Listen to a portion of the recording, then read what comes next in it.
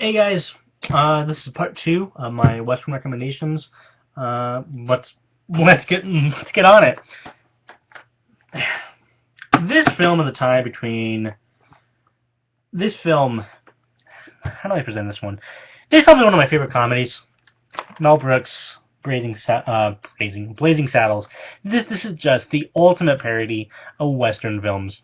We have basically the plot revolves around the West's first ever black sheriff who teams up with Gene Wilder's character, and basically what just transpires is nonstop jokes and jabs at the Western genre.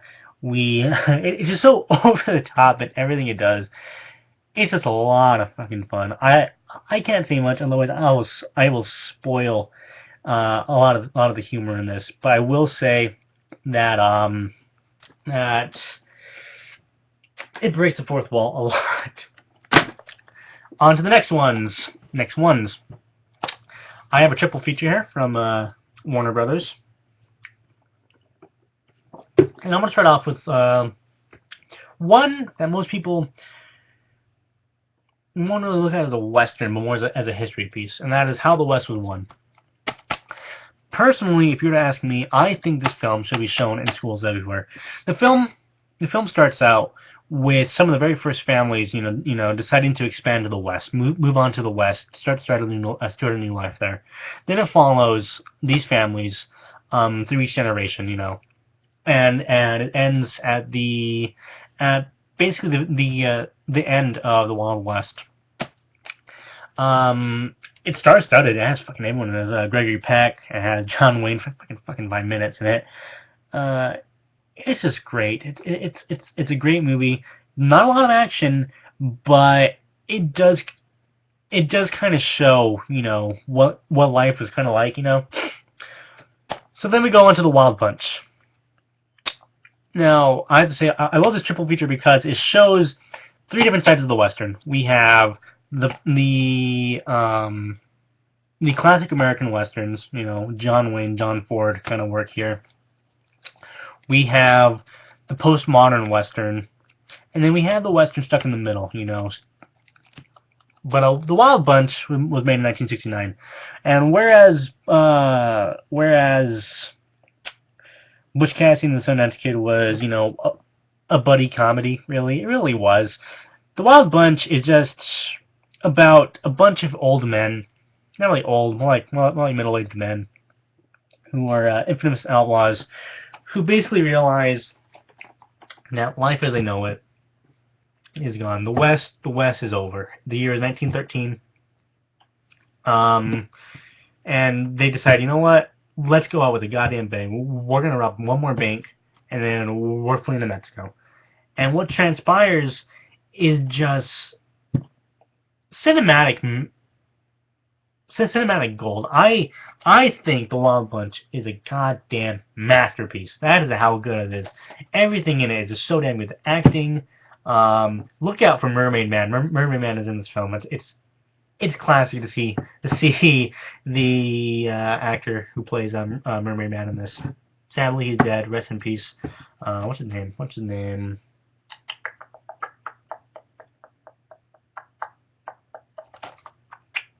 What's his name? Ernest Borgnine. Fucking great actor. Great actor. The violence. Oh my god, the violence in this movie.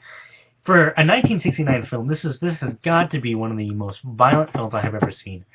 Blood is splattering everywhere. When something gets shot, someone we see like blood squirting. The final gun battle in this film is one for the history books. A film is bloody when even in the mid '90s when it's gearing up for a theatrical re-release, it is rated fucking X. That is that wasn't X. I think it was NC-17. Anyways, god damn it, man, good movie, fucking great movie. And then we have John Wayne's The Searchers, and I have to say, I was a bit skeptical at first, but now that I've watched it, it's a great movie. Um, Watch The Searchers if you liked Star Wars: A New Hope, because George Lucas took a lot of cues from The Searchers. Like right down to specific shots. Anyways, The Searchers is about um, John Wayne's. Let's see. John Wayne. He plays an ex-Confederate soldier uh, whose family is murdered by. I think they were Comanche warrior Comanche warriors. I think it was. Who ended up not stealing, kidnapping his two nieces. So he and his nephew go on a I think it was 4 years on a 5 to 4 years search for his nieces. John Wayne plays a grizzled, old, grumpy, racist man. He wants to kill these people, and if he finds out that his nieces have been defiled, have turned native, he's planning to fucking kill them too. A great western. Now that is all I have that I own, but there are some other movies that I have to recommend. The first being Death Rides a Horse. Death Rides a Horse is one of my favorite. It stars Lee Van Cleef and some other dude. I don't know what his name was. But you watch that movie and you say, wait, it's fucking Kill Bill. It really is. Kill Bill Part 1 is heavily influenced by Death Rides a Horse, where Lee Van Cleef's character plays a former outlaw who had been betrayed by his former gang and decided he's gonna go out and kill them. And he teams up with a dude whose family was killed by Lee Van Cleef's former gang. So there's that tension. The score was done by Ennio Morricone, and watch Kill Bill, and the scene that leads that where the bride goes to Tokyo and goes into that bar and screams Ren's name. That's where that piece comes from. Great piece. Rio Bravo is another movie I just recently viewed.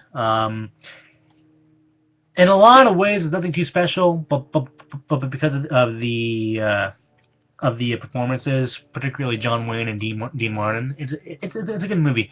It's about John Wayne and two unlikely partners. Dean Martin's character, who's a former drunk, and a goofy old man trying to keep a guy in jail while his brother is scheming to get him out. Great action, great performances. It's a very good one. Sadly, I don't want it on Blu-ray. It's now on a print on Blu-ray. It's fucking expensive to get on Blu-ray.